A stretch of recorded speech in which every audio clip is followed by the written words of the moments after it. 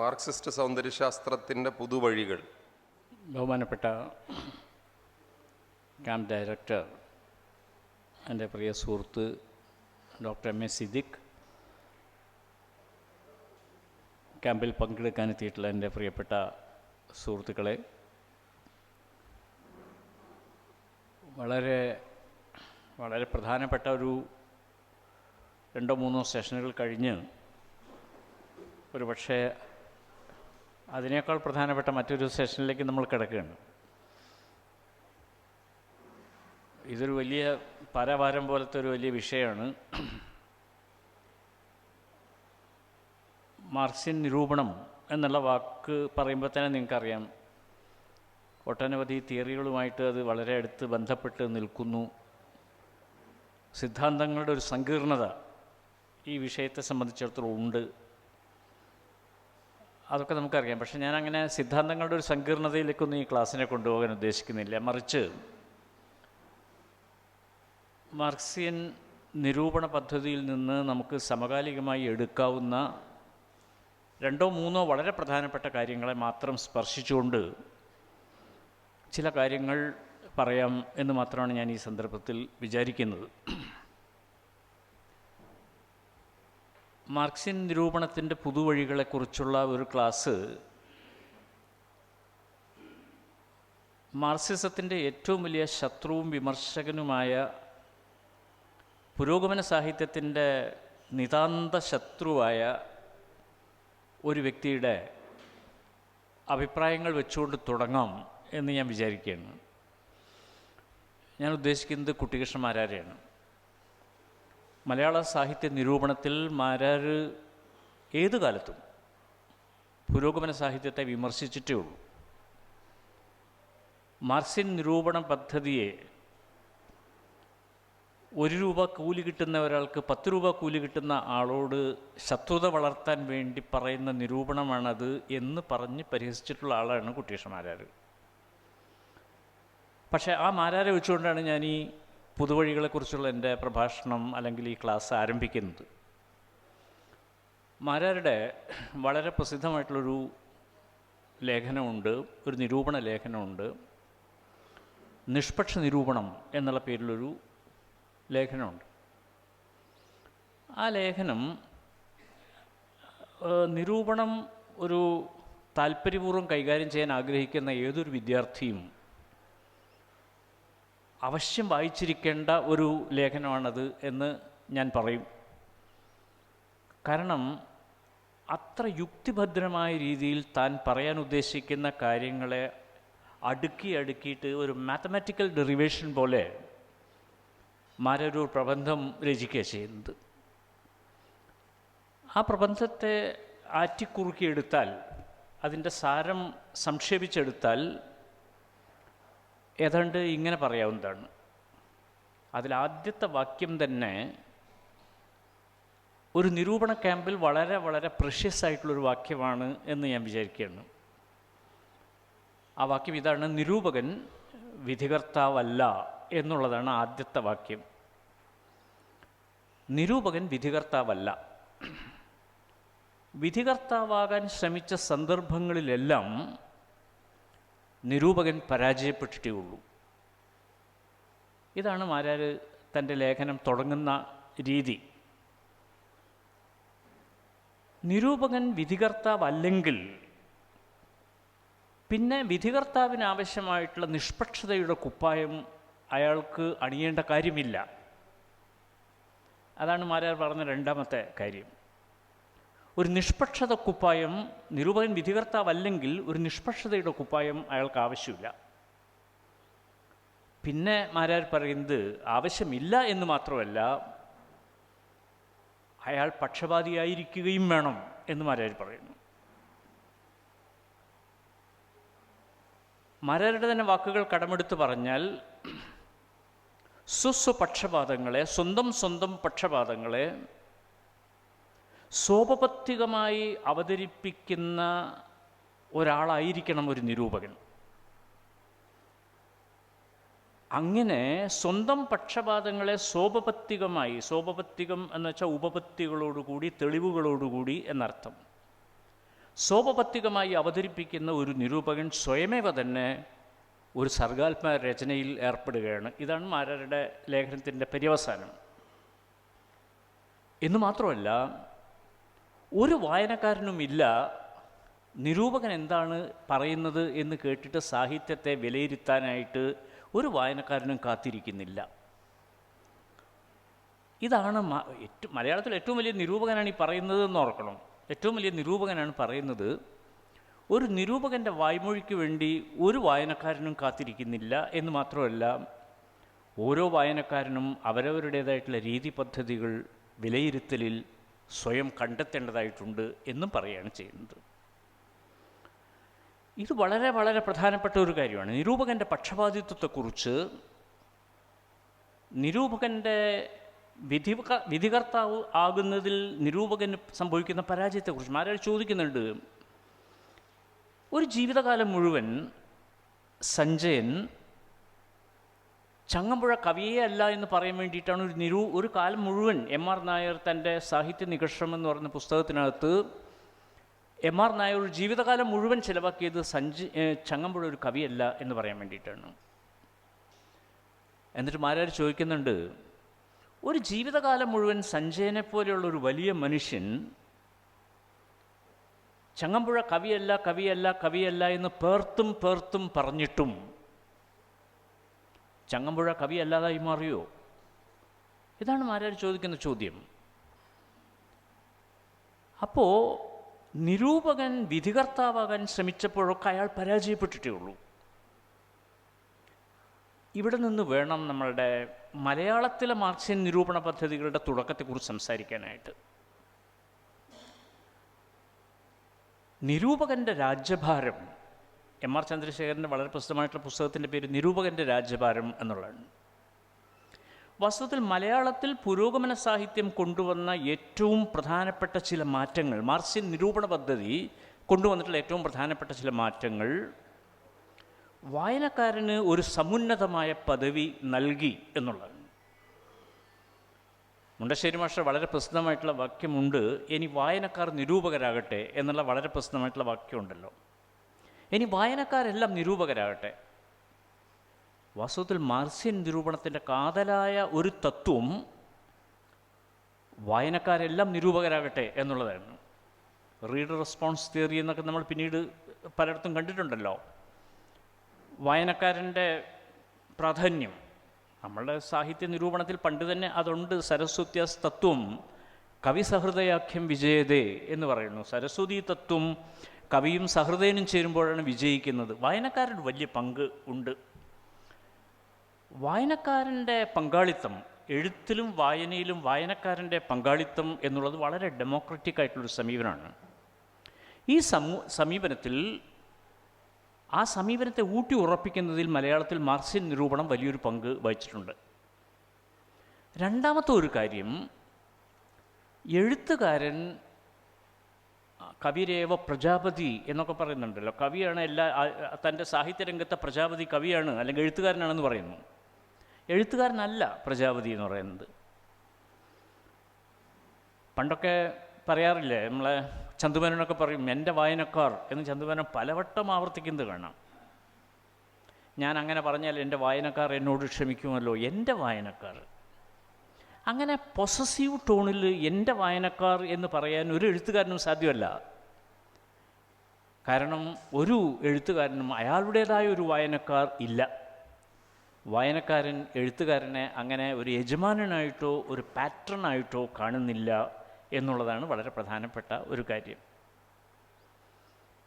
അത് ആ ഒരു കാര്യം മലയാളത്തിൽ ഊട്ടി ഉറപ്പിക്കാൻ ശ്രമിച്ച ഒരു പ്രസ്ഥാനം എന്നുള്ള നിലയ്ക്കാണ് മാർക്സിയൻ നിരൂപണം മലയാളത്തിൽ തുടങ്ങിയത്.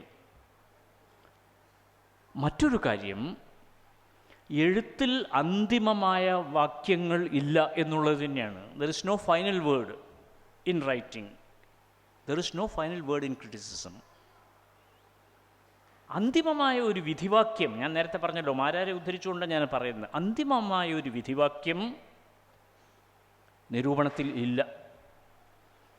ഇത്രയും കാര്യങ്ങളാണ് വളരെ വളരെ പ്രധാനമായിട്ടും മാർക്സിയൻ നിരൂപണത്തിൻ്റെ തുടക്കകാലത്തെ സംബന്ധിച്ചിടത്തോളം പറയാനുള്ളത്. എന്നു മാത്രമല്ല, എഴുത്തുകാരൻ്റെ സത്യവാങ്മൂലങ്ങളെ, എഴുത്തുകാരൻ പല സത്യവാങ്മൂലങ്ങളും പറയും, ഞാൻ അങ്ങനെ ചെയ്തു, ഇങ്ങനെ ചെയ്തു, അല്ലെങ്കിൽ എൻ്റെ എഴുത്തിൽ ഇന്നതുണ്ട്, അതുണ്ട്, ഇതുണ്ട് എന്നൊക്കെ പറയും. പക്ഷേ എഴുത്തുകാരൻ്റെ സത്യവാങ്മൂലങ്ങളെ വായനക്കാരൻ ഒരിക്കലും വിശ്വസിക്കേണ്ട കാര്യമില്ല. എന്ന് മാത്രമല്ല, എഴുത്തുകാരൻ എവിടെയെങ്കിലും തൻ്റെ രചനകളെക്കുറിച്ച് സത്യവാങ്മൂലങ്ങൾ പ്രകടിപ്പിച്ചിട്ടുണ്ടെങ്കിൽ ആകാവുന്നിടത്തോളം ആ സത്യവാങ്മൂലങ്ങളെ അവിശ്വസിക്കേണ്ട ബാധ്യതയാണ് നിരൂപകനെ സംബന്ധിച്ചിടത്തോളം ഉള്ളത് എന്നുള്ളതും മാർക്സിയൻ നിരൂപണ പദ്ധതി മലയാളത്തിൽ കൊണ്ടുവന്നിട്ടുള്ള വളരെ പ്രധാനപ്പെട്ട ഒരു കാര്യമാണ്. അപ്പോൾ ഇങ്ങനെ 2-3 ചില കാര്യങ്ങൾ, മലയാളത്തിലെ മാർക്സിയൻ നിരൂപണം കൊണ്ടുവന്ന കാര്യങ്ങൾ എന്ത് എന്ന് പറഞ്ഞുകൊണ്ട് വേണം ഈ ഒരു പുതുവഴികളെക്കുറിച്ച് നമുക്ക് പറയാനായിട്ട് എന്ന് സൂചിപ്പിക്കുക മാത്രമാണ് ഞാനിവിടെ ചെയ്യുന്നത്.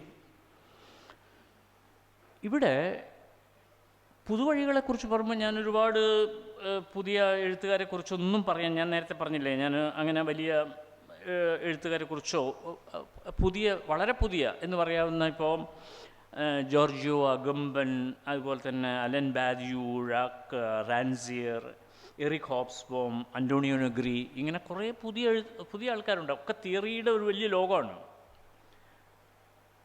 ന്യൂ തിയറി, പുതിയ ലിറ്റററി തിയറീസിനെ കുറിച്ച് പറയുമ്പോൾ സാധാരണ പറയാം, നിങ്ങൾ വലിയൊരു എന്താ പറയുക, ഒരു നീളൻ ക്യാൻവാസ് കെട്ടിയിട്ട് അതിൽ ഒരുപാട് കലാകാരന്മാർ ഒന്നിച്ച് നിന്ന് ചിത്രം വരയ്ക്കുന്ന ഒരു തരം ചിത്രരചനാ പ്രക്രിയ നിങ്ങൾ ശ്രദ്ധിച്ചിട്ടുണ്ടാവുമല്ലോ.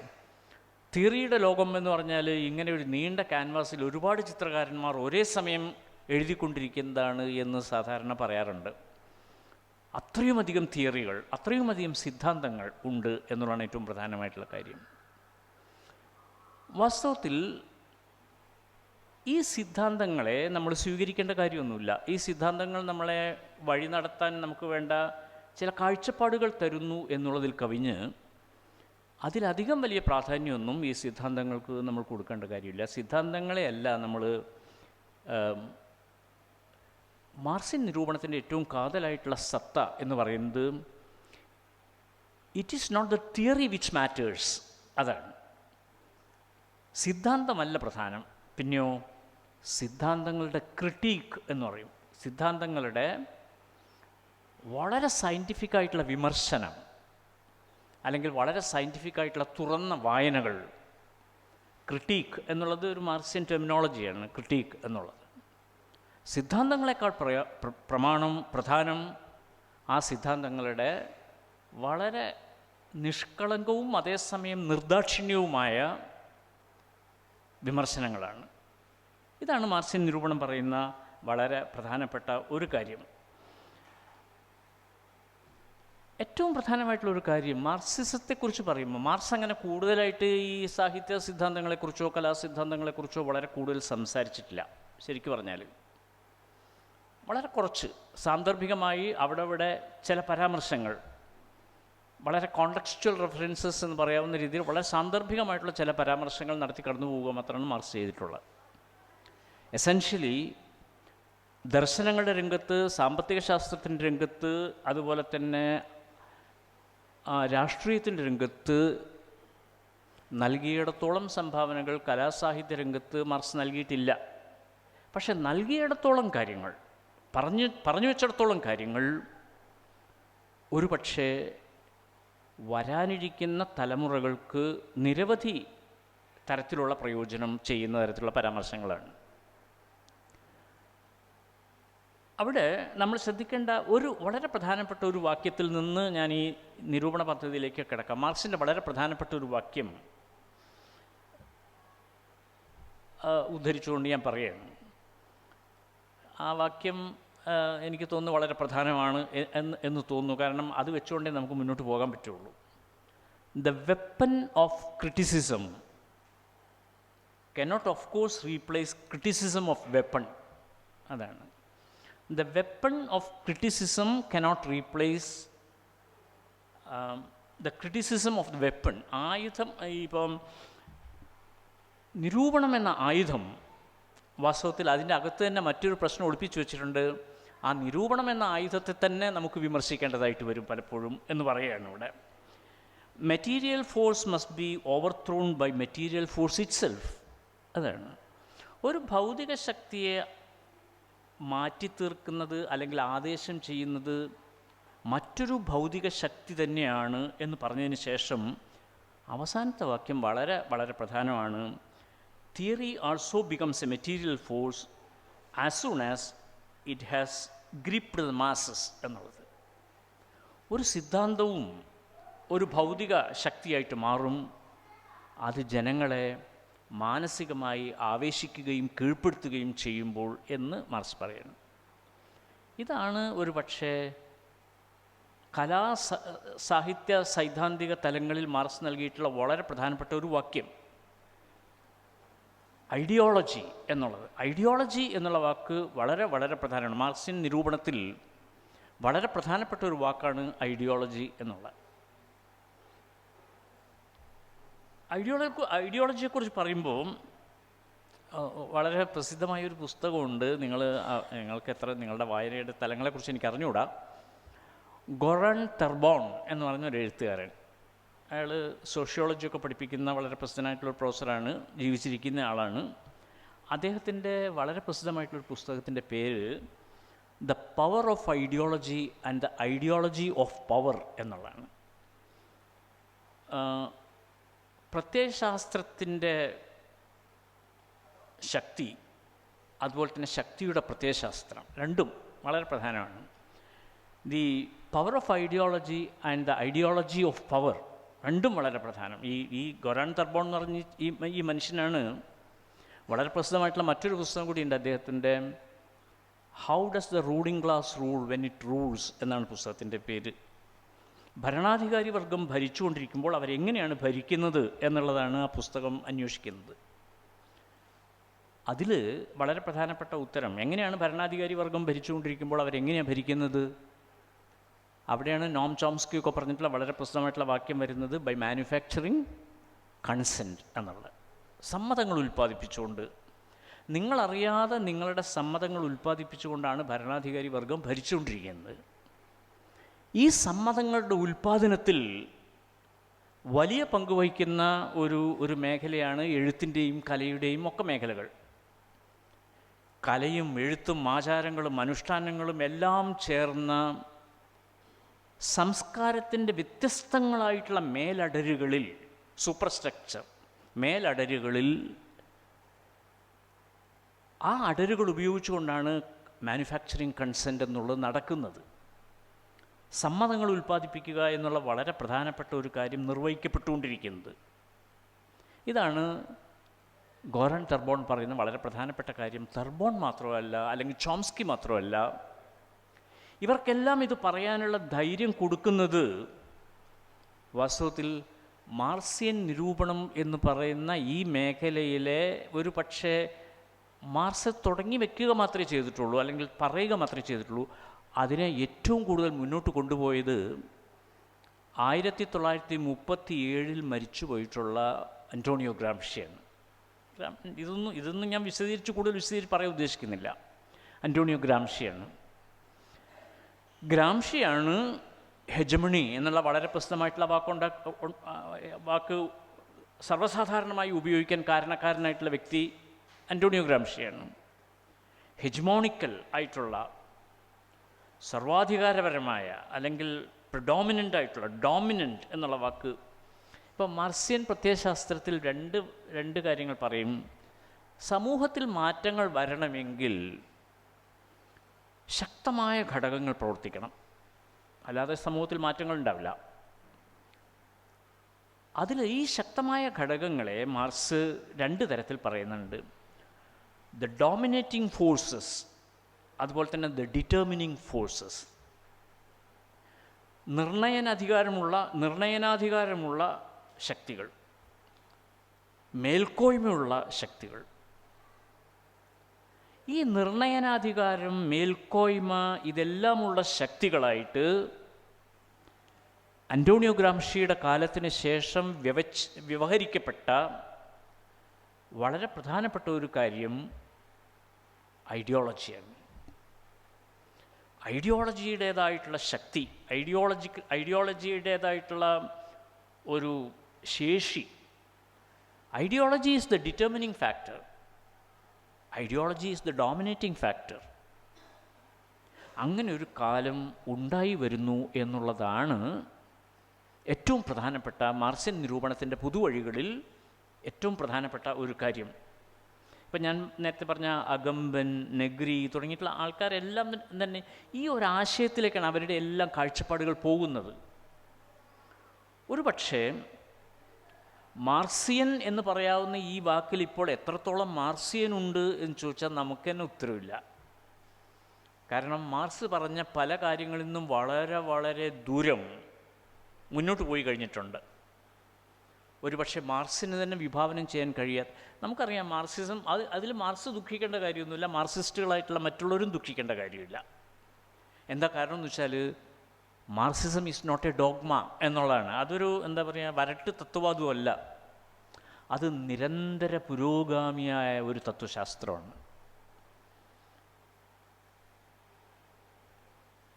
അതായത് എ ടെക്സ്റ്റ് ഇൻ പ്രോഗ്രസ് എന്ന് പറയാം, നിരന്തരം പ്രോഗ്രസ് ചെയ്തുകൊണ്ടിരിക്കുന്ന ഒരു ടെക്സ്റ്റാണത്. ഇപ്പം നമ്മളുടെ പല ആൾക്കാരും വിചാരിക്കുന്നത് മാർക്സിസം എന്ന് പറഞ്ഞാൽ അതിനെ ചോദ്യം ചെയ്യാൻ പാടില്ല, അത് മാർക്സിസത്തിനെതിരാണ് എന്ന് പറയുന്നു. ആകട്ടെ, മാർക്സിസത്തിനെതിരായാൽ എന്താണ് കുഴപ്പം എന്നാണ് സാംസ്കാരിക രംഗത്ത് പ്രവർത്തിക്കുന്ന ആൾക്കാർ ചോദിക്കുന്ന വളരെ പ്രധാനപ്പെട്ട ഒരു ചോദ്യം. നിങ്ങളുടെ അഭിപ്രായത്തെ താങ്ങാനുള്ള കെൽപ്പ് മാർക്സിസത്തിനുണ്ടെങ്കിൽ ആ അഭിപ്രായം നിലനിൽക്കുക തന്നെ ചെയ്യും. ഇതാണ് അതിലേറ്റവും പ്രധാനമായിട്ടുള്ള ഒരു കാര്യം. അതുകൊണ്ട് മാർക്സിയൻ ആണോ അല്ലയോ, ഇപ്പോൾ ഉദാഹരണത്തിന് ലൂയി അൽത്തൂസർ മാർക്സിയൻ നിരൂപണ രംഗത്തെ അതിൻ്റെ നാൾവഴികളിലെ വളരെ പ്രധാനപ്പെട്ട ഒരു ഫിഗറാണ് അൽത്തൂസർ എന്ന് പറഞ്ഞാൽ. ലൂയി അൽത്തൂസർ 100%, അദ്ദേഹം ഫ്രഞ്ച് കമ്മ്യൂണിസ്റ്റ് പാർട്ടിയുടെ കേന്ദ്ര കമ്മിറ്റിയിലൊക്കെ അംഗമായിരുന്നു, അതൊക്കെ ശരിയാണ്. പക്ഷേ ഫ്രഞ്ച് കമ്മ്യൂണിസ്റ്റ് പാർട്ടിയുടെ കേന്ദ്ര കമ്മിറ്റിയിലൊക്കെ അംഗമായിരുന്ന സമയത്തും അൽത്തൂസറെ ഫ്രഞ്ച് കമ്മ്യൂണിസ്റ്റ് പാർട്ടിക്ക് അത്ര വലിയൊരു വിശ്വാസമോ അല്ലെങ്കിൽ അൽത്തൂസറോട് അത്ര വലിയൊരു അയാൾ പറയുന്നതൊക്കെ 100% ശരിയാണ് എന്നുള്ളൊരു ധാരണയൊന്നും ഉണ്ടായിരുന്നില്ല. ഈ അൽത്തൂസറുടെ പല അഭിപ്രായങ്ങളോടും മാർക്സിയൻ പഠിതാക്കൾ പലപ്പോഴും വിയോജിച്ചിട്ടുണ്ട്. അതുപോലെ തന്നെ ഫ്രെഡറിക് ജെയിംസൺ, ഇപ്പോൾ ഈയിടെ മരിച്ചു പോയിട്ടുള്ള ഫ്രെഡറിക് ജെയിംസൻ്റെ വളരെ പ്രധാനപ്പെട്ട ചില കാഴ്ചപ്പാടുകളോട് മാർക്സിസം ഇപ്പോഴും യോജിക്കുന്നില്ല. അതിലേറ്റവും പ്രധാനപ്പെട്ട, ഞാൻ കൂടുതൽ അതിലേക്ക് തിയറികളിലേക്ക് പോവില്ല എന്ന് ഞാൻ തീരുമാനിച്ചതാണ്. പക്ഷേ ഞാൻ ഒരു കാര്യം കൂടെ പറയാം. ഫ്രെഡറിക് ജെയിംസൺ പറയുന്ന ഏതിനോടാണ് മാർക്സിസ്റ്റ് പാർട്ടിക്ക്, മാർക്സിയൻ പ്രത്യയശാസ്ത്രത്തിന് ഇപ്പോൾ വിയോജിപ്പ്? ഏറ്റവും പ്രധാനപ്പെട്ട വിയോജിപ്പ് കൾച്ചർ എന്ന് പറയുന്നത്, സംസ്കാരം എന്ന് പറയുന്നത്, കലാസാഹിത്യങ്ങളെല്ലാം അടങ്ങുന്ന സംസ്കാരം എന്ന് പറയുന്ന ഈ വലിയ അംബ്രല തിങ്കിങ്, ഈ വലിയ കുടക്കീഴിൽ ഒരുപാട് വിഷയങ്ങളെ ഒരു കുടക്കീഴിൽ ഒതുക്കുന്ന ഈ വലിയ അംബ്രല തിങ്കിങ്, അതിനെ മാർക്സിൻ്റെ കാലത്തും ഒരുപക്ഷെ പിൽക്കാലത്തും സൂപ്പർ സ്ട്രക്ചറിൻ്റെ ഒരു ഭാഗമായിട്ടാണ് കണ്ടുപോന്നിരുന്നത്. നിങ്ങൾക്ക് അറിയാം, മാർക്സിയൻ സ്ഥലരാശി രൂപകം, ഒരു സ്പേഷ്യൽ മെറ്റഫറുണ്ട്, അടിത്തറ മേൽപ്പുര എന്നുള്ളത്. കുറച്ചൊക്കെ നിങ്ങൾ ഇതൊക്കെ പരിചയമുള്ള ആൾക്കാരായിരിക്കും എന്നുള്ള നിലയിൽ ഞാൻ സംസാരിച്ചു പോവുകയാണ്. അടിത്തറ സാമ്പത്തിക ബന്ധങ്ങളുടേതാണ്, മേൽപ്പുര ഒരുപാട് ഘടകങ്ങൾ ഉൾക്കൊള്ളുന്ന കാര്യങ്ങളാണ്. പക്ഷേ അടിത്തറ മേൽപ്പുര ബന്ധത്തിൽ മേൽപ്പുരയെപ്പറ്റി പറയുന്ന സമയത്ത് ഫ്രെഡറിക് ജെയിംസൺ പറയുന്ന വളരെ പ്രധാനപ്പെട്ട ഒരു കാര്യം, culture is not a superstructure. അത് സൂപ്പർ സ്ട്രക്ചറിൻ്റെ ഭാഗമേ അല്ല, കൾച്ചർ ബേസിസ് തന്നെയാണ്, അടിത്തറ തന്നെയാണ് എന്ന് പറയുന്നത്. ഈ കാര്യം ഇപ്പോഴും മാർക്സിയൻ തിയറി പൂർണ്ണമായും അംഗീകരിച്ചു കൊടുക്കുന്നൊരു കാര്യമല്ല. പറയുമ്പോൾ ഫ്രെഡറിക് ജെയിംസിനെയൊക്കെ വളരെ ഉയർന്ന പദവിയിലൊക്കെ വയ്ക്കുമെങ്കിൽ പോലും ജെയിംസൺ പറയുന്ന ഈ കാര്യത്തോട് 100% യോജിക്കാൻ ഒരു കാര്യം കൂടിയുണ്ട്. ഫ്രെഡറിക് ജെയിംസണുമായിട്ട് വിയോജിപ്പുള്ള മേഖല, അത് പോസ്റ്റ് മോഡേണിസത്തെക്കുറിച്ചുള്ള പരികല്പനകളാണ്. പോസ്റ്റ് മോഡേണിസത്തെക്കുറിച്ച് ഫ്രെഡറിക് ജെയിംസൺ പറയുന്നത് post modernism is A cultural dominant എന്നാണ്. അത് സംസ്കാരത്തിൻ്റെ ഒരു വളരെ ഉന്നതാധികാര ശേഷിയുള്ളൊരു ഘടകം തന്നെയാണ്. പക്ഷേ പോസ്റ്റ് മോഡേണിസത്തെ ഒരു കൾച്ചറൽ ഡോമിനൻ്റായിട്ട് കാണാൻ ഇപ്പോഴും മാർക്സിസം തയ്യാറല്ല. പല രാജ്യങ്ങളിലെ മാർക്സിസ്റ്റ് ചിന്തകരും തയ്യാറല്ല. അങ്ങനെ വ്യത്യാസങ്ങളൊക്കെ ഉണ്ട്. അൽത്തൂസറോട് ഒരുപാട് വിയോജിപ്പുകളുണ്ട്, ഫ്രെഡറിക് ജെയിംസിനോട് ഒരുപാട് വിയോജിപ്പുകളുണ്ട്. പലരോടും ഈ പറയുന്ന മാർക്സിയൻ എന്ന് പറഞ്ഞ് ഇപ്പോൾ എഴുതിക്കൊണ്ടിരിക്കുന്ന അല്ലെങ്കിൽ മാർക്സിയൻ തിയറിയുടെ ഭാഗമായിട്ട് നിൽക്കുന്ന പല ആളുകളോടും വലിയ തോതിലുള്ള വിയോജിപ്പ് മാർക്സിസത്തിന് തന്നെയുണ്ട്. അപ്പോൾ അതിൻ്റെ അകത്ത് തന്നെ ധാരാളം വ്യത്യസ്തങ്ങളായിട്ടുള്ള ചിന്തകൾ പ്രവർത്തിച്ചു കൊണ്ടിരിക്കുന്നു എന്ന് നമുക്ക് മനസ്സിലാക്കാനായിട്ട് സാധിക്കും. ഞാൻ പറഞ്ഞു വരുന്ന മറ്റൊരു വളരെ പ്രധാനപ്പെട്ട കാര്യം, ഈ സമ്മതങ്ങൾ ഉൽപ്പാദിപ്പിക്കുന്ന ഈ രീതി, അതായത് നമുക്ക് എല്ലാം അറിയാം, അന്റോണിയോ ഗ്രാംഷി പറഞ്ഞിട്ടുള്ള കാര്യം, രണ്ട് തരത്തിലുള്ള യന്ത്രങ്ങളെക്കുറിച്ച് അൽത്തൂസർ പറയുന്നുണ്ട്. അതായത് ദി ഐഡിയോളജിക്കൽ സ്റ്റേറ്റ് അപ്പാരറ്റസ് എന്നുള്ള ആശയം, ഐഡിയോളജിയും സ്റ്റേറ്റും കൂടി ചേർന്നുകൊണ്ടുള്ള ഒരു നെക്സസ് രൂപീകരണം, പ്രത്യയശാസ്ത്രങ്ങളും ഭരണകൂടവും തമ്മിലുള്ള ഒരു കള്ളക്കൂട്ടുകെട്ട്, ഒരു അവിശുദ്ധ കൂട്ടുകെട്ട്, അതിനെക്കുറിച്ച് പറയുന്നുണ്ട്.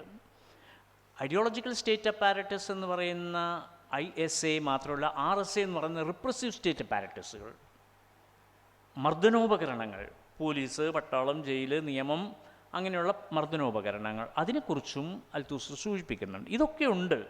പക്ഷേ ഇതെല്ലാം ഉണ്ടെങ്കിൽ തന്നെയും വർഗ സമരങ്ങളുടേതായ അനന്തമായ പാതയിൽ, വർഗസമരങ്ങളുടെ അനന്തമായ പാതയിൽ അടിയാളവർഗവും അധീശവർഗവും തമ്മിൽ ഐഡിയോളജിയുടെ കാര്യത്തിൽ ഒരുപാട് ആശയവിനിമയങ്ങൾ നടക്കുന്നുണ്ട്. നടക്കാതെ നിവൃത്തിയില്ല. കാരണം ഈ ആശയവിനിമയങ്ങളിലൂടെ എപ്പോഴും ഒരു കൺസെൻസസ് രൂപീകരിക്കാൻ അധീശ പ്രത്യയശാസ്ത്രം തയ്യാറാകാതെ അവർക്ക് പറ്റില്ല അത്. കാരണം അടിയാളവർഗം എപ്പോഴും എന്താ ചെയ്യുന്നതെന്ന് വെച്ചാൽ, ഈ ആദാന പ്രദാനങ്ങളിൽ, അടിയാളവർഗവും അധീശവർഗവും തമ്മിലുള്ള ഈ ആദാന പ്രദാനങ്ങളിൽ ചിലപ്പോൾ സ്വീകരണങ്ങളുണ്ട്, ചിലത് അവിടെ നിന്ന് ഇങ്ങോട്ടും ഇവിടുന്ന് അങ്ങോട്ടും സ്വീകരിക്കുന്നുണ്ട്, ചിലപ്പോൾ കർശനമായിട്ടുള്ള നിരാകരണങ്ങളുണ്ട്, ചിലയിടത്ത് പ്രതിരോധങ്ങളുണ്ട്, ചിലയിടത്ത് സംയോജനങ്ങളും കൂട്ടിച്ചേർക്കലുകളുമുണ്ട്.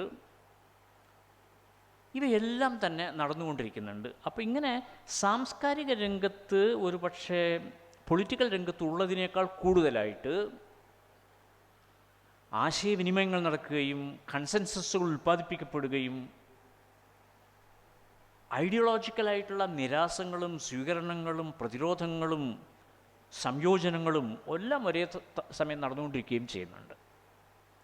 ഇതിനെക്കുറിച്ചാണ് ഗ്രാംഷി വളരെ, ഞാൻ അതിൻ്റെ ഒന്നും വിശദാംശങ്ങളിലേക്ക് പോകാൻ ഈ ചെറിയ സമയത്ത് എനിക്ക് സാധ്യമല്ലാത്തതുകൊണ്ട് ഞാൻ പോകുന്നില്ല. അതുകൊണ്ട് എപ്പോഴും നമ്മൾ, അതാണ് നിരൂപണത്തിലേക്ക് വരുമ്പോൾ നമ്മൾ കാണേണ്ട വളരെ പ്രധാനപ്പെട്ട ഒരു കാര്യം, നേരത്തെ GP രാമേന്ദ്രൻ ആ കാര്യം പറഞ്ഞു, രവീന്ദ്രൻ സിനിമകളെ എങ്ങനെ കണ്ടു എന്നുള്ളതിനെക്കുറിച്ച് GP സൂചിപ്പിക്കുകയുണ്ടായി. അതേപോലെ തന്നെ റഫീഖ് ഇബ്രാഹിം, റഫീഖിൻ്റെ പ്രഭാഷണത്തിലും ആ കാര്യം ആവർത്തിച്ച് പറഞ്ഞൊരു കാര്യമാണ്, എങ്ങനെ പാഠങ്ങളെ, അതായത് ടെക്സ്റ്റുകളെ എങ്ങനെ സമീപിക്കണം എന്നുള്ള കാര്യം. ടെക്സ്റ്റുകളെ എങ്ങനെ സമീപിക്കണം? ടെക്സ്റ്റുകളെ നമ്മൾ സമീപിക്കുമ്പോൾ, നിങ്ങളുടെ കയ്യിൽ കിട്ടുന്നൊരു ടെക്സ്റ്റിനെ നിങ്ങൾ സമീപിക്കും, ഒരു പാഠത്തെ നിങ്ങൾ സമീപിക്കുമ്പോൾ നിങ്ങൾ നോക്കേണ്ടത് ആ പാഠത്തിൻ്റെ ചരിത്രപരത കൂടിയാണ്.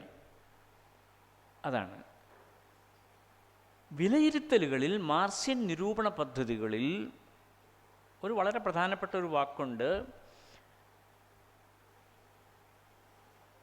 Historicity of text and textuality of history. ഇത് രണ്ടും വളരെ പ്രധാനമാണ്.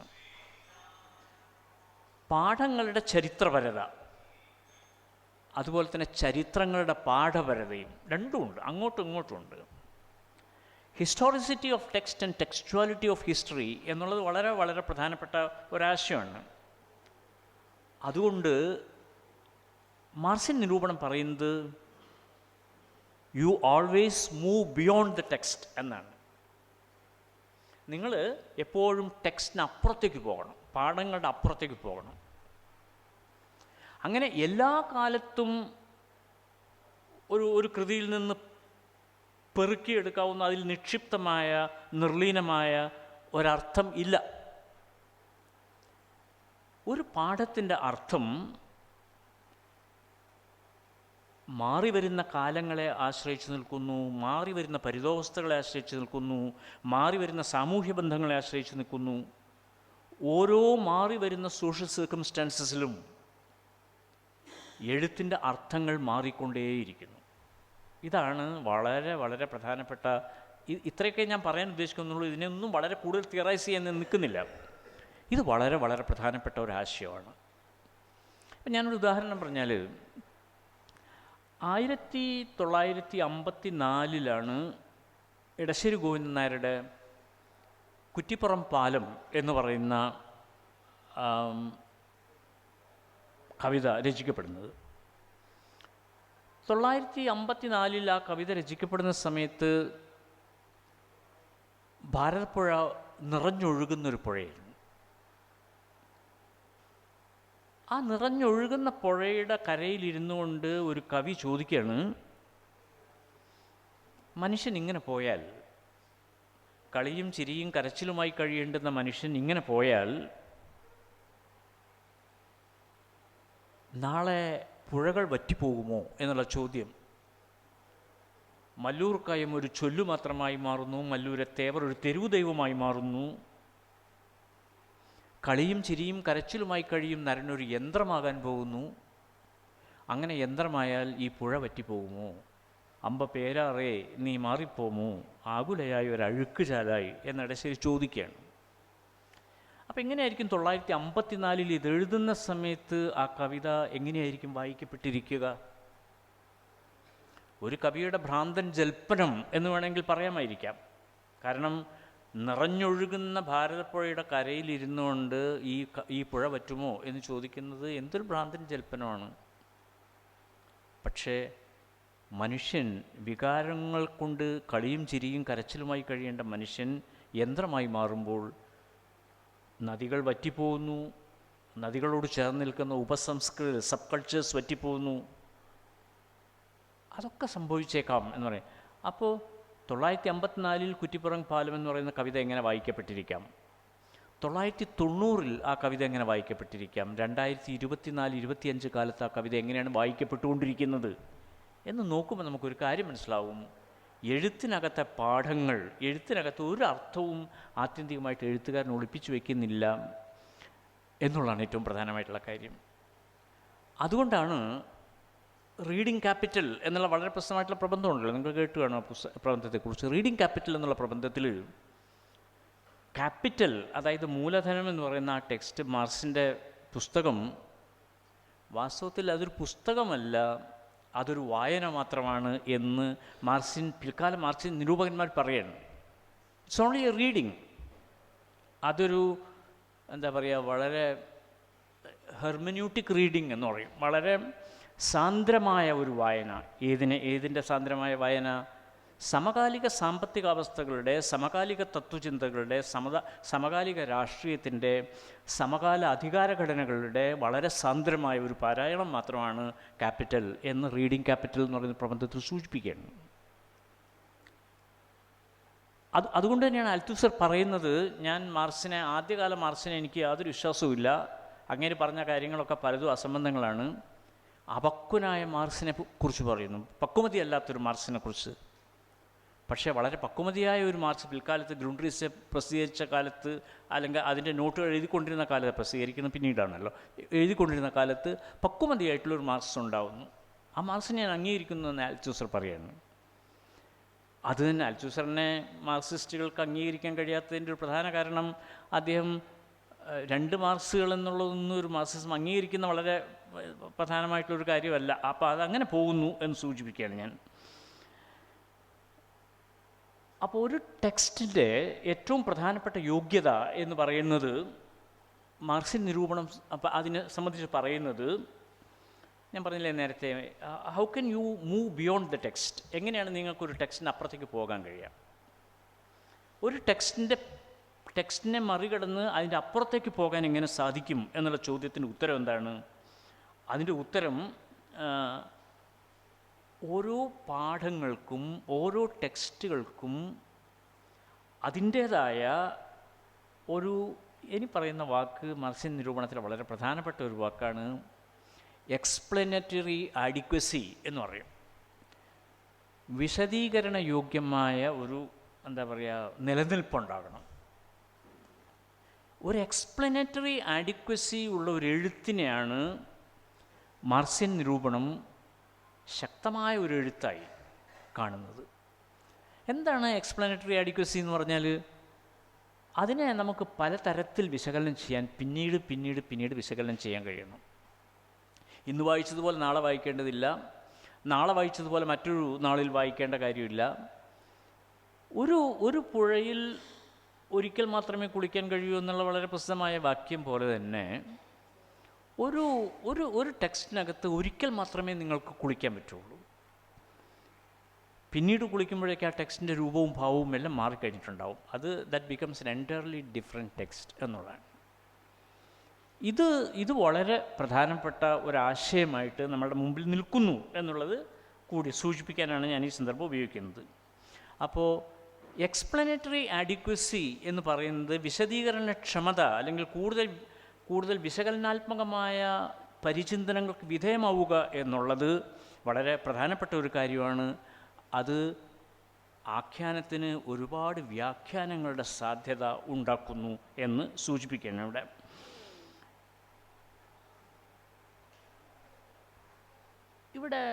ഇവിടെ ഒരു വളരെ പ്രധാനപ്പെട്ട ഒരു മറ്റൊരു പ്രബന്ധത്തെക്കുറിച്ച് ഞാൻ സൂചിപ്പിക്കാൻ മാത്രമേ എനിക്കിവിടെ ഈ സന്ദർഭത്തിൽ പറ്റുള്ളൂ. കൂടുതൽ വിശദീകരിക്കാൻ പറ്റാത്തതുകൊണ്ട് ഞാൻ പറയുക മാത്രമേ ചെയ്യുന്നുള്ളൂ. ഫുക്കോയുടെ വളരെ പ്രസിദ്ധമായിട്ടുള്ളൊരു പ്രബന്ധത്തിൻ്റെ, മിഷേൽ ഫുക്കോയുടെ വളരെ പ്രസിദ്ധമായിട്ടുള്ള പ്രബന്ധത്തിൻ്റെ തലക്കെട്ട് തന്നെ വാട്ട് ഈസ് എൻ ഓഥർ എന്നാണ്. എന്താണ് ഒരു ഗ്രന്ഥകാരൻ എന്ന് പറഞ്ഞാൽ? ഗ്രന്ഥകാരൻ എന്ന് പറഞ്ഞാൽ ഒന്നുമല്ല എന്ന് ഫുക്കോ പിന്നീട് പറയാണ്. കാലാതിവർത്തിയായ ഒരു കർത്തൃപദവി ഒരെഴുത്തുകാരനും ആഗ്രഹിക്കേണ്ട കാര്യമില്ല. അതാണ് മാർക്സിയൻ നിരൂപണത്തിൻ്റെ വളരെ പ്രധാനപ്പെട്ട ഒരാശയം. കാലാതിവർത്തിയായ ഒരു കർത്തൃപദവി, ഞാനിങ്ങനെ എന്താ പറയുക, 50 കൊല്ലം 60 കൊല്ലമൊക്കെ മഹാകവിയായി ഇരിക്കാം, അല്ലെങ്കിൽ 50 കൊല്ലം 60 കൊല്ലമൊക്കെ എഴുത്തുകാരനായിട്ട് ഇങ്ങനെ താരപദവിയിലിരിക്കാം എന്നൊന്നും ഒരു എഴുത്തുകാരൻ വിചാരിക്കേണ്ട കാര്യമില്ല. ഇപ്പോൾ വിചാരിക്കാനും കഴിയില്ല. നിങ്ങൾക്കറിയാമല്ലോ, ഒരു എഴുത്തുകാരൻ എത്ര കാലം നിൽക്കാൻ പറ്റും ഇന്നത്തെ കാലത്ത് ഒരു 4 കൊല്ലം 5 കൊല്ലം കഴിയുമ്പോഴത്തേക്ക് അയാളെ ഡിസ്പ്ലേസ് ചെയ്തുകൊണ്ട് മറ്റൊരു എഴുത്തുകാരൻ വരുന്നു എന്നുള്ളതാണ് ഏറ്റവും പ്രധാനമായിട്ടുള്ള കാര്യം.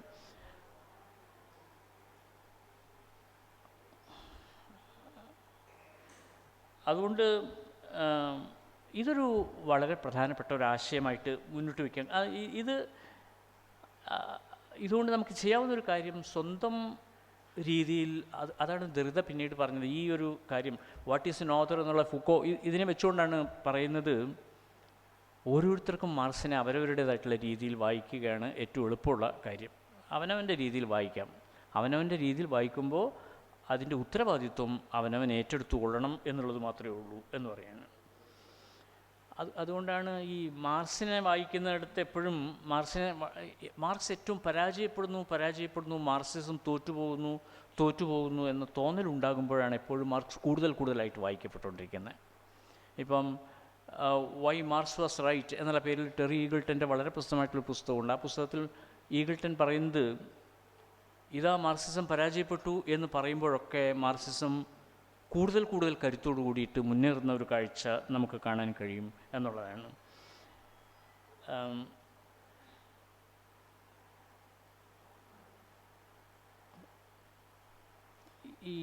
അതുകൊണ്ട് മാർക്സിയൻ നിരൂപണത്തിൻ്റെ പുതുവഴികളിൽ ഏറ്റവും പ്രധാനപ്പെട്ട ഒരു വശം എന്ന് പറയുന്നത്, ഞാൻ നേരത്തെ പറഞ്ഞതുപോലെ, എഴുത്തുകാരൻ്റെ സത്യവാങ്മൂലങ്ങളെ വിശ്വസിക്കാതെ എഴുത്തിൻ്റെ ആന്തരിക ഘടനയിലേക്ക്, അതിൻ്റെ ഉള്ളിലേക്ക് ഇറങ്ങിച്ചെല്ലാൻ കഴിയുക, അതിൻ്റെ കാലികമായ രീതിയിൽ ഓരോ എഴുത്തിനെയും വായിക്കാൻ കഴിയുക എന്നുള്ളത് വളരെ പ്രധാനമായിട്ടുള്ള ഒരു കാര്യമാണ്. മാർക്സിൻ്റെ വളരെ പ്രസിദ്ധമായിട്ടുള്ള ആശയമുണ്ട്, അവബോധമല്ല ഒരാളുടെ സത്തയെ നിർണ്ണയിക്കുന്നത്, മറിച്ച് സാമൂഹ്യ സത്തയാണ് അയാളാക്കുന്നത് എന്നുള്ള വളരെ പ്രശ്നം, സോഷ്യൽ ബീയിങ് എന്നുള്ള ഒരാശയം. അതാണ് നമ്മുടെ അവബോധങ്ങളെ നിർണ്ണയിക്കുന്നത് എന്നുള്ള വളരെ പ്രധാനമായിട്ടുള്ള ആശയം. അതിപ്പോഴും വളരെ പ്രസക്തമായിട്ട് നിലകൊള്ളുകയാണ്.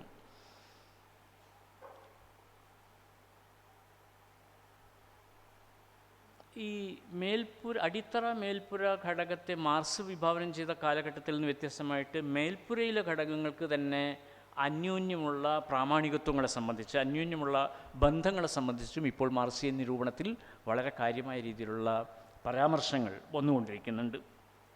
എപ്പോഴും നമ്മൾ കാണുന്ന ഒരു കാര്യം, ഞാൻ നേരത്തെ പറഞ്ഞ ഗൊറാൻ തെർബോൺ പറഞ്ഞതുപോലെ, ideology is A closed structure എന്നുള്ളതാണ്. എപ്പോഴും അതങ്ങനെയാണ്. പ്രത്യയശാസ്ത്രം എന്ന് പറയുന്നത് ഒരടഞ്ഞ അറയാണ്. അതിലേക്ക് കിടക്കുക, അതിൽ നിന്ന് പുറത്തേക്ക് കിടക്കുക, അകത്തേക്ക് തന്നെ വീണ്ടും പോവുക, പുറത്തേക്ക് വരിക, ഇങ്ങനെ ഒരു ഈ ക്ലോസ്ഡ് സ്ട്രക്ചറിൻ്റെ ഉള്ളിലേക്കും പുറത്തേക്കുമുള്ള പ്രയാണങ്ങളാണ് എപ്പോഴും നടന്നുകൊണ്ടിരിക്കുന്നത് എന്ന് പറയുന്നു.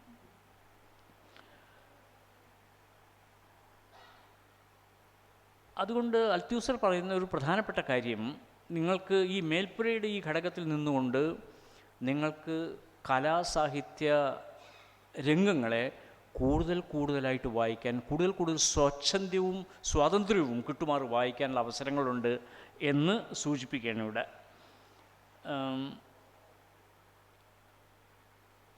അതുകൊണ്ട് ഈ സംസ്കാര പഠനം, നമ്മളിപ്പോൾ പറയുന്നു സാഹിത്യ നിരൂപണം എന്നുള്ളത് സാഹിത്യ നിരൂപണം അല്ലാതായി മാറിക്കഴിഞ്ഞിട്ടുണ്ട്, സാംസ്കാരിക നിരൂപണമായിട്ട് മാറിക്കഴിഞ്ഞിട്ടുണ്ട് എന്ന് നമ്മൾ പറയുന്നു. ഇപ്പോൾ നേരത്തെ പറഞ്ഞ പോലെ പുസ്തകങ്ങളെ ആ പുസ്തകങ്ങളായിട്ട് കാണാനോ വിശദീകരിക്കാനോ ഒന്നുമല്ല നമ്മൾ ശ്രമിക്കുന്നത്, അതിനെ കാലത്തിന് ഒപ്പം വായിക്കാനുള്ള ശ്രമമാണ് നമ്മൾ നടത്തിക്കൊണ്ടിരിക്കുന്നത് എന്നുള്ളതാണ്.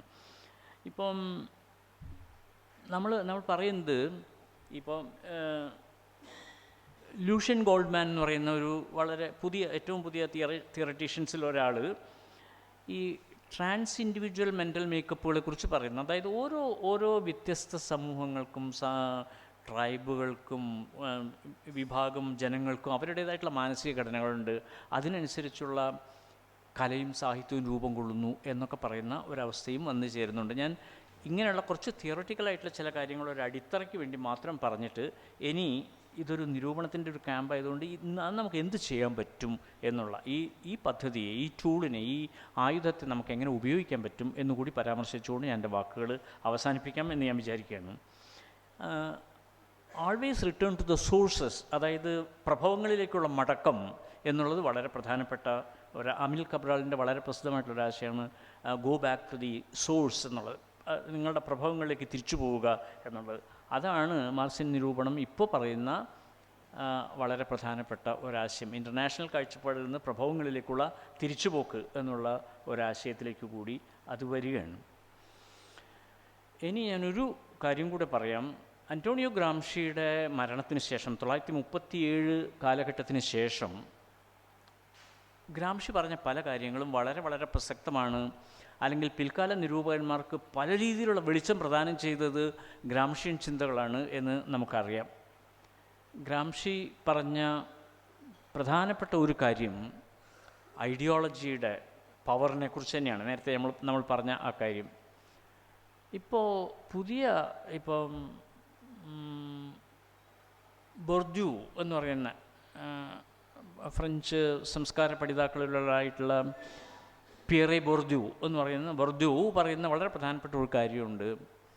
മാർക്സിയൻ കാലഘട്ടത്തിൽ, ഒരു പഴയ കാലഘട്ടത്തിൽ നിങ്ങൾ സാമ്പത്തിക ബന്ധങ്ങൾ മാത്രമാണ് വളരെ പ്രധാനപ്പെട്ട മൂലധനം, സാമ്പത്തിക ഘടനയാണ് മൂലധനം എന്ന് പറഞ്ഞു. പക്ഷേ ഇപ്പോൾ ബോർദ്യൂവിനെ പോലെയുള്ള ആൾക്കാർ പറയുന്നത് culture is also A form of capital.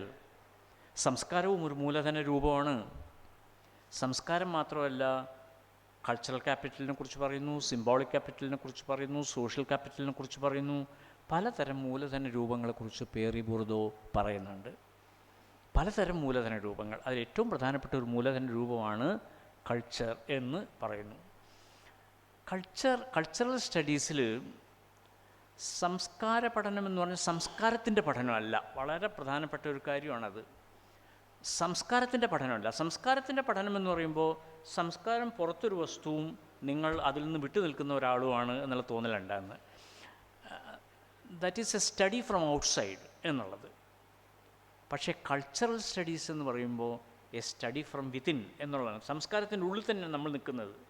അതിനുള്ളിൽ നിന്നുകൊണ്ട് നമ്മളുടെ സംസ്കാരത്തെ പഠിക്കുന്നു. സംസ്കാരത്തിൻ്റെ നിർമ്മിതികളെക്കുറിച്ച് നമ്മൾ കൺസ്ട്രക്റ്റുകളെക്കുറിച്ച് നമ്മൾ പഠിക്കുന്നു. ഇതാണ് ഏറ്റവും പ്രധാനമായിട്ടുള്ള കാര്യം. ഈ രീതിയിൽ നോക്കുമ്പോൾ നമ്മൾ നേരത്തെ പറഞ്ഞ മലയാളത്തിലെ നിരൂപണത്തിലേക്ക് ഇതിനെ സമന്വയിക്കാൻ ശ്രമിക്കുമ്പോൾ നമുക്കറിയാം, മലയാളത്തിലെ ആദ്യകാല മാർക്സിയൻ നിരൂപണങ്ങൾക്ക് ഒരുപാട് പരിമിതികളുണ്ടായിരുന്നു. ഇപ്പോൾ കെ ദാമോദരൻ, എം.എസ്. നമ്പൂതിരിപ്പാട്, അങ്ങനെയുള്ള ആൾക്കാർ, ഉണ്ണിരാജ, എം.എസ്. ദേവദാസ് തുടങ്ങിയിട്ടുള്ള ആൾക്കാരൊക്കെ മാർക്സിയൻ ആയുധം വെച്ചുകൊണ്ട് നിരൂപണം നടത്തിയിട്ടുള്ള ആൾക്കാരാണ്. അവരൊക്കെ ഒരുപാട് കാര്യങ്ങൾ പറഞ്ഞിട്ടുണ്ട്, വലിയ കാര്യങ്ങളാണ് പറഞ്ഞതും. പക്ഷേ അവരുടെ ഏറ്റവും വലിയൊരു പ്രശ്നം എന്ന് പറഞ്ഞിട്ടുണ്ടെങ്കിൽ അവർക്ക് ഈ പറഞ്ഞ ഒരു പൊളിറ്റിക്കൽ ഐഡിയോളജി എന്നുള്ളൊരു ഭാരം അവരുടെ മേലുണ്ടായിരുന്നു. പക്ഷേ പിറകെ വന്ന ആളുകളിൽ പലരും നിരൂപണത്തെ വളരെ എന്താ പറയുക, വളരെ ഗൗരവമായ പൊളിറ്റിക്കൽ തിയറിയിൽ നിന്നും മാറ്റി അതിനൊരു സാംസ്കാരിക നിർമ്മിതി എന്നുള്ള നിലയ്ക്ക് വേറിട്ട് കാണാനും, ഇപ്പോൾ ഉദാഹരണത്തിന് നമ്മൾ മാർക്സിയൻ നിരൂപണം ആധുനികതയെക്കുറിച്ച് ഒരുപാട് വിമർശനങ്ങൾ ഉന്നയിച്ചിട്ടുള്ളൊരു ഒരു കാര്യമാണ്. ആധുനികതയെക്കുറിച്ച് ഒരുപാട് സംശയങ്ങളും വിയോജിപ്പുകളും ഒക്കെ മാർക്സിയൻ നിരൂപണം ഉന്നയിച്ചിട്ടുണ്ട്. ഇപ്പോൾ പറയുന്ന നമ്മളെ എം മുകുന്ദനെ പോലെയോ കാക്കനാടിനെ പോലെയോ ഒക്കെയുള്ള എഴുത്തുകാരെ ഒരു കാലത്ത് മാർക്സിയൻ നിരൂപണം വളരെ അംഗീകരിക്കാൻ വിസമ്മതം കാണിച്ചിട്ടുണ്ടായിരുന്നു. പക്ഷേ യഥാർത്ഥത്തിൽ ആധുനികതയുടെ രാഷ്ട്രീയം എന്നുള്ളത് എന്താണ് എന്ന് കൃത്യമായി പഠിച്ച് ആധുനികതയോട് പെരുമാറാനുള്ള ഒരു ക്രിട്ടിക്കൽ ടൂൾ എന്ന് പറയുന്ന മാർക്സിയൻ നിരൂപണത്തിൻ്റെ കയ്യിലുണ്ടായിരുന്നില്ല. അല്ലെങ്കിൽ മറ്റൊരു രീതിയിൽ പറഞ്ഞാൽ ഏതോ ക്ലോസ്ഡ്, നമ്മൾ നേരത്തെ പറഞ്ഞില്ലേ ideology is A closed structure എന്ന് പറഞ്ഞില്ലേ, ആ ക്ലോസ്ഡ് സ്ട്രക്ചറിനകത്ത് നിന്നുകൊണ്ടുള്ളൊരു വീർപ്പുമുട്ടൽ അന്നത്തെ കാലത്ത് വസ്തുതകളെ സമീപിക്കുന്നിടത്ത് ഉണ്ടായിരുന്നു. എന്നാൽ പിന്നീട് അത് മാറി കുറെ കൂടി ഉദാരമായ രീതിയിൽ എന്താണ് ആധുനികതയുടെ യഥാർത്ഥ രാഷ്ട്രീയം, അതിനെതിരെ ഉയർത്തേണ്ട പൊളമിക്കൽ ആയിട്ടുള്ള ആശയങ്ങൾ, അതിനെതിരെ ഉയർത്തേണ്ട പ്രതിവാദപരമായ കാഴ്ചപ്പാടുകൾ എന്താണ് എന്ന് പഠിക്കാനുള്ളൊരു ശ്രമം മാർക്സിയൻ നിരൂപണം മലയാളത്തിൽ നടത്തുകയുണ്ടായി. അത് വളരെ വളരെ പ്രധാനപ്പെട്ട ഒരു കാര്യമാണ്.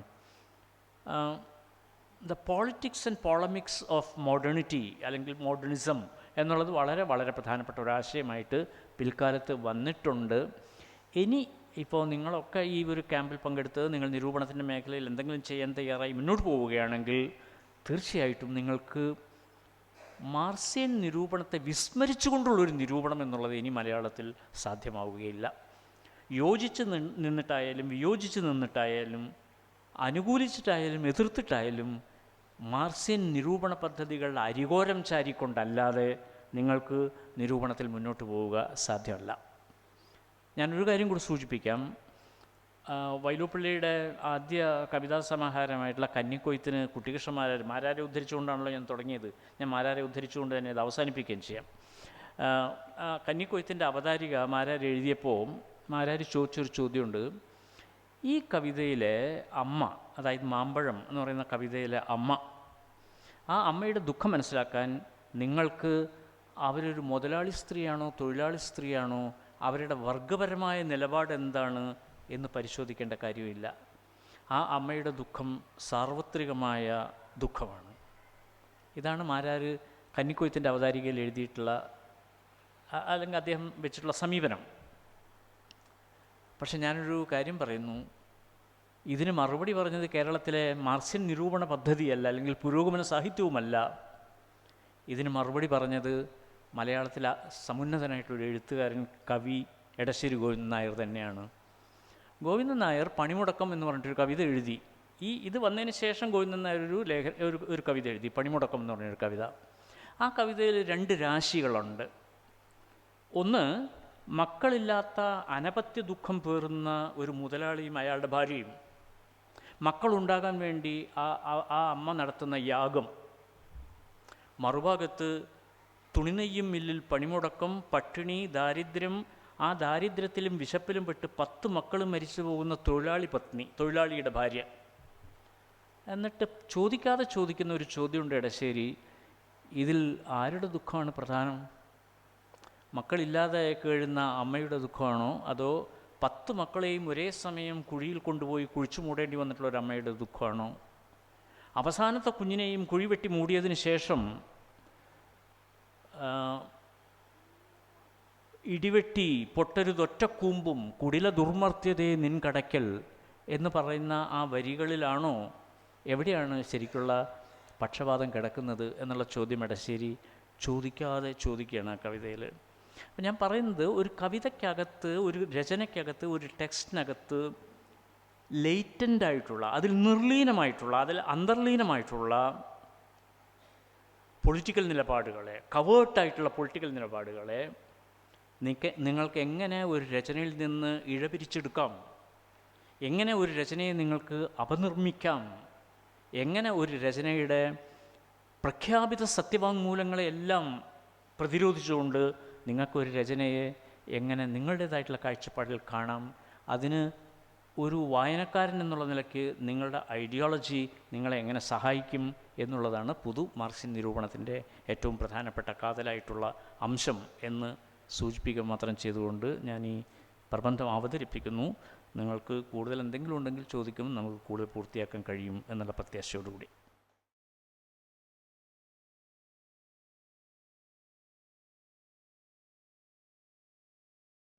വിഷയമാണെന്നറിയാം, വളരെ ലളിതമായിട്ടാണ് പറഞ്ഞത് എന്നും അറിയാം. ഞാൻ ചോദിക്കുന്നത്, ഈ പ്രത്യയശാസ്ത്രം എന്ന് പറയുന്നത് എല്ലായ്പ്പോഴും നമ്മളെ കുഴക്കുന്നൊരു പദമാണ് പ്രത്യയശാസ്ത്രം എന്ന് പറയുന്നത്. അപ്പോൾ എങ്ങനെയാണ് ഈ മാർക്സിയൻ പ്രത്യയശാസ്ത്രത്തിനുള്ളിൽ നിന്നുകൊണ്ട് ഒരുപക്ഷെ നിരൂപണം, മാർക്സിയൻ പ്രത്യയശാസ്ത്രം ഇല്ലാതെ ഒരു നിരൂപണം സാധ്യമല്ല എന്ന് മാഷ് പറഞ്ഞു കഴിഞ്ഞു. അപ്പോൾ എൻ്റെ ചോദ്യം ഇതാണ്, ഒരു മാർക്സിയൻ പ്രത്യയശാസ്ത്രത്തിനുള്ളിൽ നിന്നുകൊണ്ട്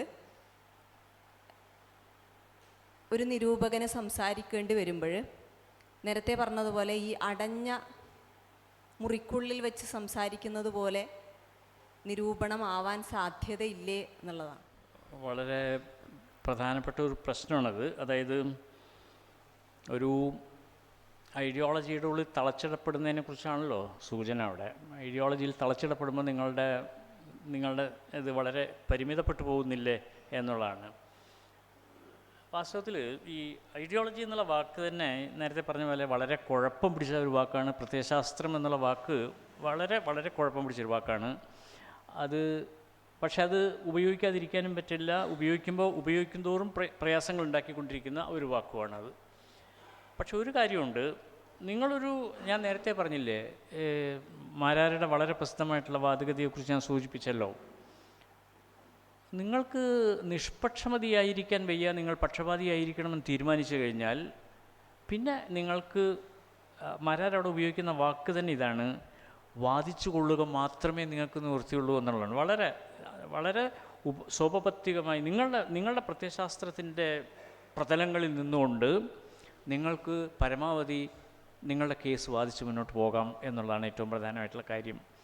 ഈ പ്രത്യയശാസ്ത്രം എന്ന് പറഞ്ഞ ഇടുക്കുതൊഴുത്ത് എന്നുള്ള അർത്ഥത്തിലല്ല ഞാൻ അതിനെ ക്ലോസ്ഡ് സ്ട്രക്ചർ എന്നുള്ള വാക്ക് ഉപയോഗിച്ചത്. ഇത് എപ്പോൾ നിങ്ങൾ വ്യാഖ്യാനിക്കാനും വിശദീകരിക്കാനും അതിൻ്റെ ടൂൾ ഉപയോഗിക്കാനും ശ്രമിക്കുമ്പോഴും അതിന് പരിമിതികളുണ്ട്.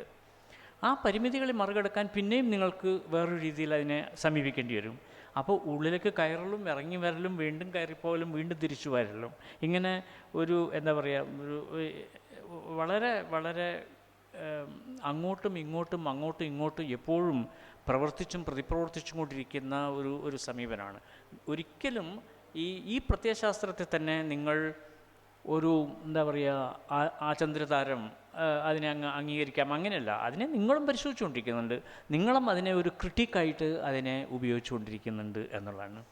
അപ്പോൾ ഒരു എന്താ പറയുക, വഴുക്കുന്ന പ്രതലങ്ങളാണ് സിദ്ധാന്തങ്ങളുടേത് എന്നുള്ള തിരിച്ചറിവോടുകൂടി ആ വഴുക്കുന്ന പ്രതലങ്ങളിൽ ആകാവുന്നിടത്തോളം ഹിസ്റ്റോറിക്കലായി, ആകാവുന്നിടത്തോളം ലോജിക്കലായി നിങ്ങൾക്ക് ഒരു പ്രത്യയശാസ്ത്ര സാന്നിധ്യത്തോടു കൂടി എങ്ങനെ മുന്നോട്ട് പോകാൻ കഴിയും എന്നുള്ള വളരെ പ്രധാനപ്പെട്ട ചോദ്യമാണ് ഇതിൽ ഉന്നയിക്കപ്പെടുന്നത്. അതിനർത്ഥം ഒരിക്കലും നിങ്ങൾ നിതാന്തമായി ഒരു പ്രത്യയശാസ്ത്രത്തിൻ്റെ അടിസ്ഥാനത്തിലെല്ലാം ഒരേ എന്താ പറയുക കോപ്പി വെച്ചുകൊണ്ടിങ്ങനെ റിപ്രൊഡ്യൂസ് ചെയ്തുകൊണ്ടിരിക്കുകയല്ല ചെയ്യുന്നത്. മെക്കാനിക്കൽ റിപ്രൊഡക്ഷൻ എന്ന് പറയുന്നില്ല, അങ്ങനത്തെ ഒരു മെക്കാനിക്കൽ റിപ്രൊഡക്ഷൻ അല്ല അത് എന്നുള്ളതും വളരെ പ്രധാനമായിട്ടുള്ള ഒരു കാര്യമാണ്. എനിക്ക് തോന്നുന്നത് ഞാൻ ഈ പറഞ്ഞു വെച്ച കാര്യങ്ങൾ എന്നെക്കാളൊക്കെ എത്രയോ കൂടുതൽ ഈ കാര്യങ്ങളിൽ അറിവും അടിത്തറയുമുള്ള ആൾക്കാരാണ് റഫീഖും സിദ്ദീഖും ഒക്കെ തന്നെ. അതുകൊണ്ട് കൂടുതൽ അവർ ഇതിനെ വിശദീകരിക്കും പിന്നീട് എപ്പോഴെങ്കിലുമൊക്കെ ആയിട്ട് എന്നും ഞാൻ പ്രതീക്ഷിക്കുന്നുണ്ട്.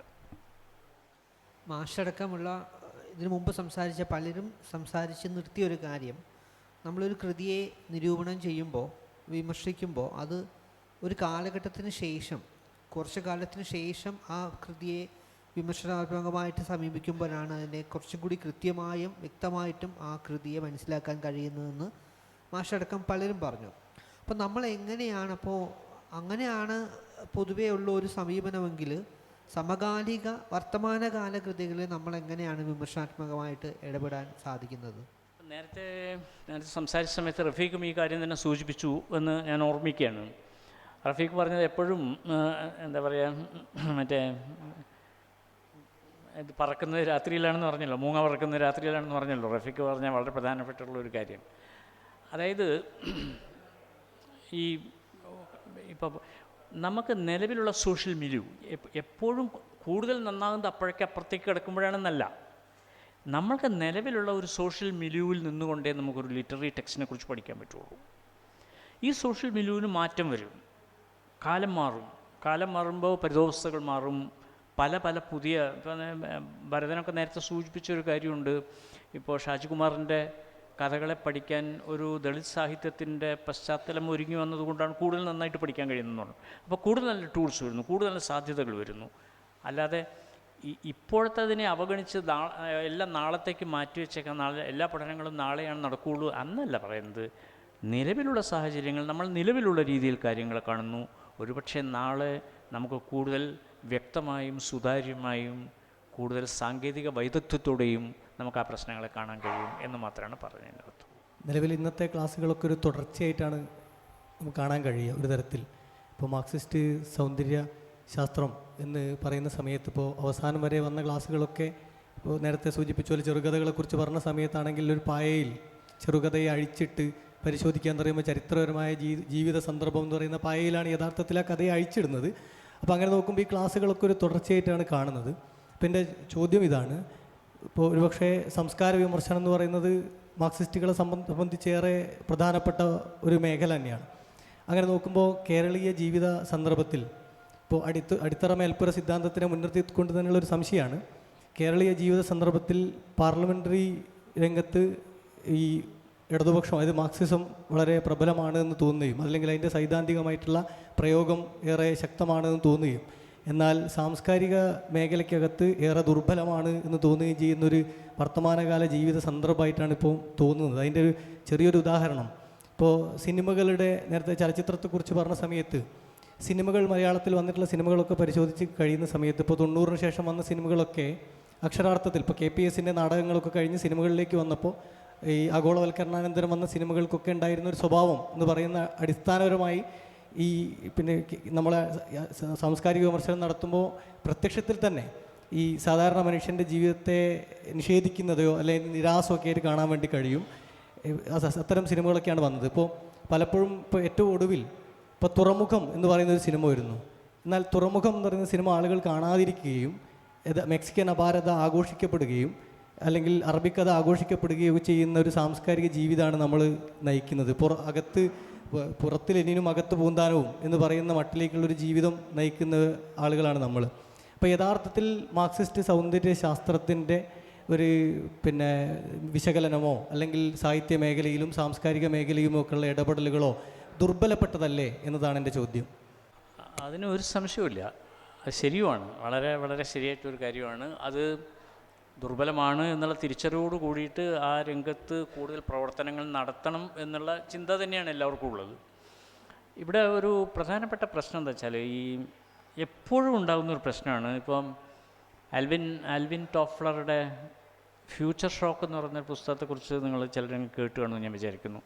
അതായത് ഒരു ബാഹ്യലോകം വളരെ വേഗത്തിൽ മുന്നോട്ട് പോയിക്കൊണ്ടിരിക്കുമ്പോൾ, വളരെ വേഗത്തിൽ, നിങ്ങൾക്ക് തന്നെ അക്കോമഡേറ്റ് ചെയ്യാൻ കഴിയാത്ത വേഗത്തിൽ മുന്നോട്ട് പോയിക്കൊണ്ടിരിക്കുമ്പോൾ, ഒരു ഓടുന്ന ബസ്സിൽ നിന്ന് ചാടി ഇറങ്ങുമ്പോൾ നമ്മളെ തല അങ്ങോട്ട് നമ്മൾ വീണു പോകുന്നില്ലേ സാധാരണ രീതിയിൽ, അതുപോലെ നിങ്ങൾക്ക് ഒരു വലിയ മെൻ്റൽ ക്ലീവേജ് അവിടെ ഉണ്ടാകുന്നുണ്ട്.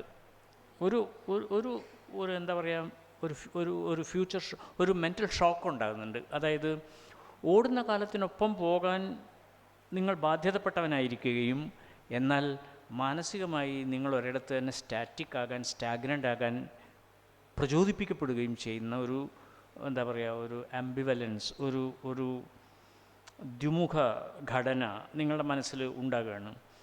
ഇത് വളരെ വളരെ പ്രധാനമാണ്. നിങ്ങൾ പുറമേയുള്ള പൊളിറ്റിക്സ് നിങ്ങൾ പറഞ്ഞ വളരെ ശരിയാണ്. ആൾക്കാർ പറയുമ്പോൾ പറയും politically I am with the left, but mentally culturally ആ ഒരു ചോദ്യം വരുമ്പോൾ അവിടെ ഒരു പ്രശ്നം ഉദിക്കുകയാണ്. അപ്പം അങ്ങനെയുള്ളൊരവസ്ഥയെ എങ്ങനെ, അതൊരു വലിയ പ്രതിസന്ധി തന്നെയാണ്. അത് ഇവിടെ മാത്രമുള്ള പ്രതിസന്ധിയല്ല, അത് ലോകത്തെമ്പാടും നിലനിൽക്കുന്ന ഒരു പ്രതിസന്ധിയാണ്. പിന്നെ ആ പ്രതിസന്ധിയെ മറികടക്കേണ്ടത് എങ്ങനെ, അവിടെയാണ് ഏറ്റവും പ്രധാനമായിട്ട് ഈ ഇത്തരത്തിലുള്ള നിരൂപണ ക്ലാസ്സുകൾക്ക് ഒക്കെ വലിയ പ്രാധാന്യം കൈവരുന്നത്. ഇവിടെയാണ് നിങ്ങളൊരു സിനിമയെ കാണുമ്പോൾ, ഒരു സിനിമ കാണുമ്പോൾ, ഒരു രചന കാണുമ്പോൾ, ഒരു കവിത കാണുമ്പോൾ അതിനെ എങ്ങനെ സമീപിക്കണം, എങ്ങനെ നിങ്ങളുടെ പൊളിറ്റിക്കൽ കോൺഷ്യസ്നെസ്സിന് അനുസരിച്ച്, നിങ്ങളുടെ രാഷ്ട്രീയ അവബോധത്തിനനുസരിച്ച് നിങ്ങൾക്ക് എങ്ങനെ അതിനെ നിങ്ങളുടെ എന്താ പറയുക, വായനാ സാക്ഷരതയുമായിട്ട് നിങ്ങളതിനെ ബന്ധിപ്പിക്കാൻ നിങ്ങൾക്ക് എങ്ങനെ കഴിയും എന്നുള്ള വളരെ പ്രധാനപ്പെട്ട ഒരു ചോദ്യം ഉന്നയിക്കപ്പെടുന്നത് എന്നാണ് ഞാൻ വിചാരിക്കുന്നത്. അത് വളരെ വളരെ പ്രധാനപ്പെട്ട ഒരു ചോദ്യമാണ്. ഒരുപക്ഷെ കേരളം ഇന്ന് അഭിമുഖീകരിക്കുന്ന വളരെ പ്രധാനപ്പെട്ട ഒരു പ്രതിസന്ധിയുമാണത്. ആ പ്രതിസന്ധിയെ മറികടക്കാനാണ് വാസ്തവത്തിൽ നമ്മൾ എന്താണ് നമ്മളെ കയ്യിൽ ഈ ടൂൾ വെച്ചുകൊണ്ട് നമുക്ക് എന്ത് ചെയ്യാൻ പറ്റും. പിന്നെ വേറൊരു കാര്യമുണ്ട്, മാർക്സിയൻ ലിറ്റററി ക്രിട്ടിക്കൽ തിയറീസ് മാത്രമല്ല, that is not the only tool. അത് പല ടൂളുകളിൽ ഒന്നാണ് എന്ന് മാത്രമേ ഉള്ളൂ. ഒരു പക്ഷേ വളരെ പ്രോഗ്രസീവായിട്ടുള്ളൊരു ടൂളാണത് എന്ന് പറയാം. There are so many other tools as well. അതിനും കൂടി പരിശോധിക്കാനുള്ള ഒരു ശ്രമം നമുക്ക് നടത്തേണ്ടതായിട്ടുണ്ട്.